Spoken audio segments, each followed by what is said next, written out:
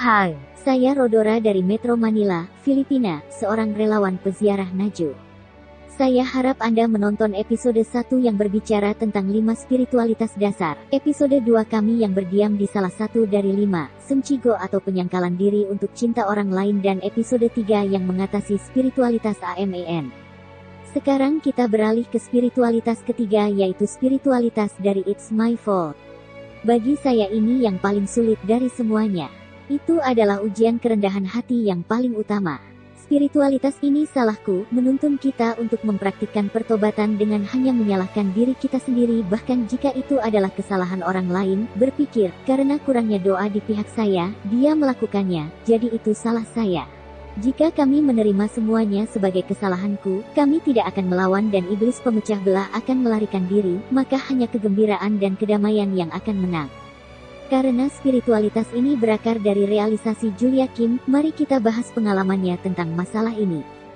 Sekalipun Julia Kim dipukuli beberapa kali karena berbagai alasan, karena keserakahan, kecemburuan, atau motif egois lainnya, ia tetap menerima bahwa itu adalah kesalahannya dan meminta maaf kepada para penyiksanya. Dia merasionalisasi bahwa mereka tidak akan melakukan pemukulan yang mengerikan itu, jika dia tidak ada di sana. Tuduhan itu terlalu berat untuk ditanggung oleh wanita biasa, namun Julia Kim menunjukkan kerendahan hati yang ekstrim dengan mengatakan, jika bukan saya, mereka tidak akan melakukan dosa.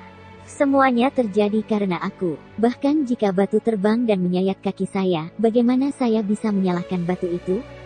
Jika saya tidak berdiri di sana, saya tidak akan terluka. Julia bahkan menyadari bahwa penderitaan orang lain adalah karena dirinya.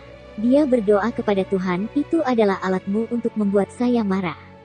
Karena itu, mereka jadi korban karena saya, kalau bukan saya, bagaimana mereka bisa melakukannya? Tuhan kasihanilah mereka dan maafkan serta berkati mereka semua. Dia juga berkata, ya Tuhan, maafkan aku. Gerbang surga tiba-tiba terbuka. Jiwa kecil itu berkata, Tuhan buka hatiku lebih jauh. Kita harus merendahkan diri, dan mengakui bahwa kita adalah orang berdosa. Tuhan kita mencintai pemungut pajak yang tidak berani mendekati Tuhan dengan mengaku, saya orang berdosa, daripada orang Farisi yang dengan bangga menyatakan, kami mematuhi 10 perintah Musa dengan baik. Untuk menggambarkan spiritualitas ini lebih jauh, silakan tonton video berikut. Dan jangan lupa untuk berlangganan saluran YouTube saya. Episode berikutnya akan membahas spiritualitas persembahan. Jika bukan aku, mereka tidak akan melakukan dosa. Bahkan jika batu terbang dan memotong kakiku, bagaimana saya bisa menyalahkan batu? Jika saya tidak berdiri di sana, saya tidak akan terluka. Diisi dengan kegembiraan.